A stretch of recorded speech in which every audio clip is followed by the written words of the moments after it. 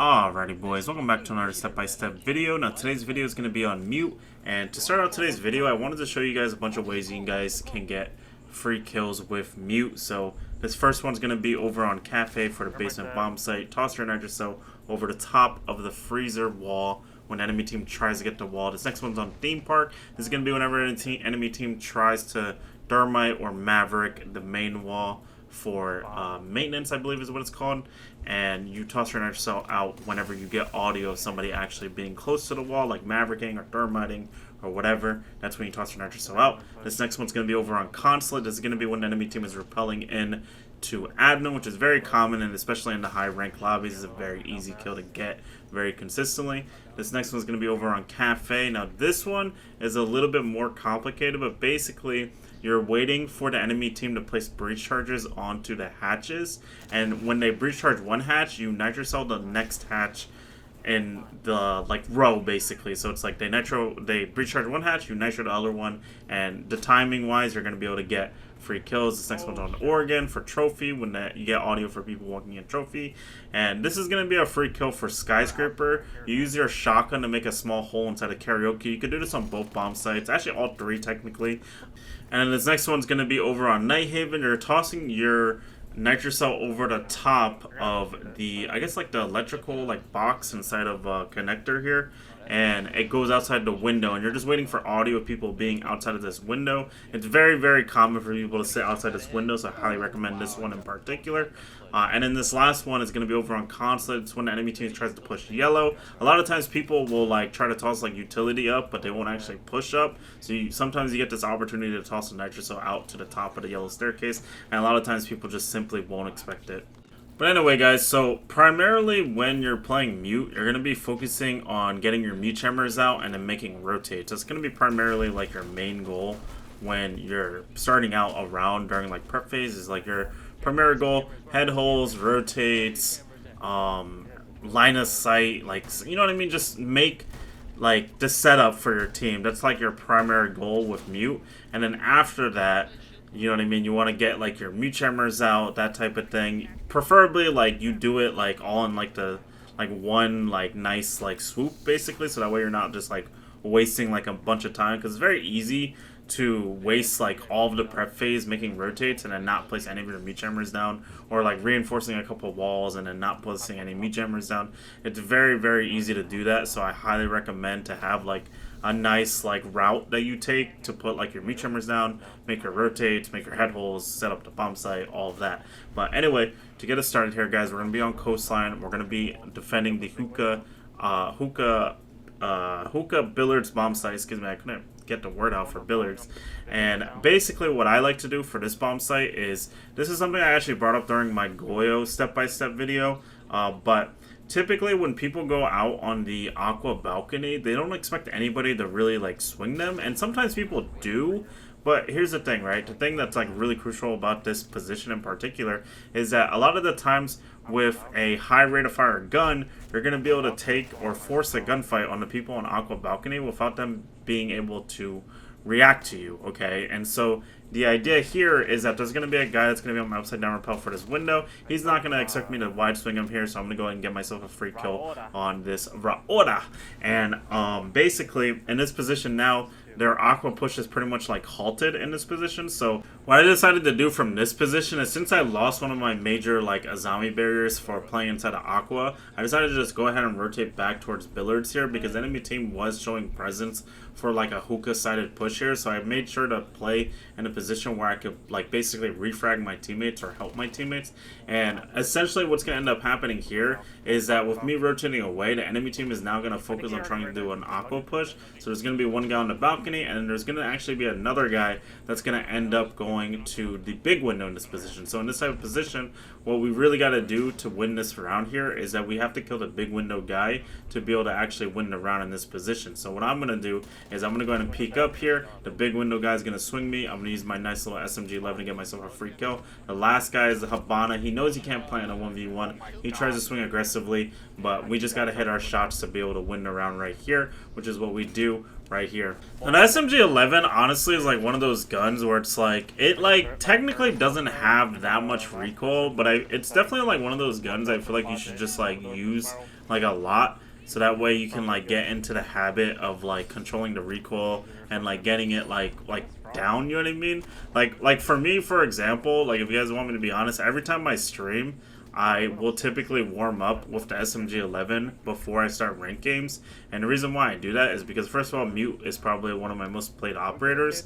But the other reason why I do that is because if I don't do that, there's a really good chance that I'm going to whiff shots when I do end up playing Mute or the SMG-11 just in general. So I do highly recommend for operators like Mute that you do some kind of like warm-up routine. And you can technically do this with every operator. Like every operator that you want to play for the day, you should always try to like warm up with that operator, in my opinion, unless it's like a gun that has like no recoil whatsoever. But typically you should be trying to go for some kind of like warm-up session that helps you better like your recoil control and gets you like in the mood for ranked. Now right here, we're on concept, we're on the piano bomb site. I made a nice little hold for this reception here. This lets me peek in the lobby, and I can basically hold for the enemy team walking through this doorway for lounge. Now after that, getting that kill on the Ash, I believe, what ends up happening is the enemy team is also trying to do an upstairs play for admin here. They're going to end up killing my Melusi here. So what I'm going to do is I'm going to get audio of the buck actually going through the hallway here. And my teammate's also going to give me a call out from the default camera upstairs. So we're going to go ahead and swing aggressively to get the refrag from Melusi right there. Now we're in a nice 4v3, 4v2 position here. The enemy team is actually going to be bottom spiral in this position, and I believe also lobby. Unfortunately, the people inside the site actually ended up dying. So now we have to rotate down. It's not really easy to rotate down. I mean, you could drop the hatch here, but my warden's already doing that, so I didn't want to double stack with them, so I decided to just rotate over towards lobby in this position because it would basically put the enemy team into a pincer position, and it's pretty important to note. Unfortunately, I do hit an air jab here. However, I'm going to actually commit to this because the reason why is because a lot of people, when they hear an air jab go off, they're going to assume that I'm going to try to rotate away. However, I decided it would actually be better for me to stay. However, the enemy team does decide to me out, so I'm going to go ahead and just rotate through this nice little rotate hole.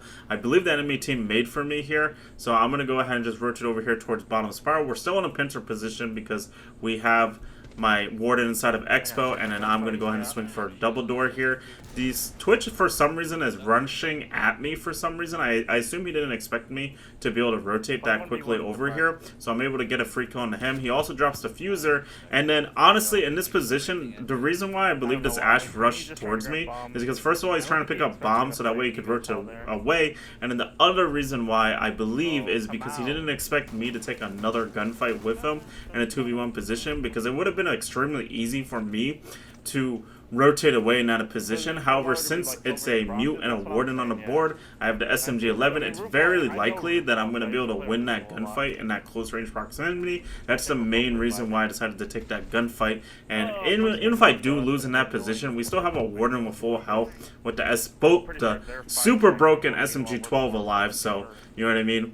It's a 1v1. I still feel like we're probably still winning that round. It's not like I'm gonna like not hit that Twitch whatsoever. So we're gonna go ahead and swing aggressively there to secure the round. Now, touch on another thing I feel like I should bring up more is you should try to always play with confidence and not overthink it. Like, I feel like the ideal way to play that position is actually to just back up and play the 2v1, let him have diffuser, maybe rotate back towards lobby, and then play like another cross angle position or refrag position or whatever. Like, there's many ways to go about it. However, I feel like you don't have to overthink it so hard.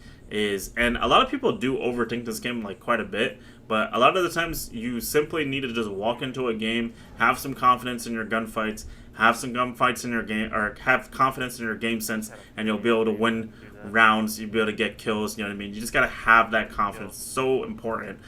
Now this round, for the most part, the enemy team is going to be doing like a red stairs push. So what I'm doing here is I'm playing CS here, and the idea that I'm looking out for is I'm looking out for anybody that potentially tries to walk up my red staircase. There's actually going to be an Ash that's going to end up walking up my red staircase here in a second. And so what I'm going to do is I'm going to swing aggressively for him. Unfortunately, I'm going to end up whiffing here. I am going to tag him a little bit, but he's going to also tag me. And then my Melusi is going to go ahead and be in a nice little pincer position with me here. So the Ash can't really ego challenge me here without getting contested by my Melusi. So what I'm going to do here is I'm actually going to do a play where I Nitro Cell, and then I'm going to sprint across to get myself back into safety. And then what the enemy team is actually going to do here is the Ashe is actually going to rotate down the red stairs. I believe his idea was to just wait it out, basically. And then a Nomad is actually going to come from the hatch here. He's going to toss a flashbang out. This actually gives me an opportunity to shotgun through the CS wall to basically catch him unaware. And then after I get this kill on Nomad, one of my teammates is going to red ping over by the white staircase, freeze or rotate. So I'm going to assume somebody's trying to walk up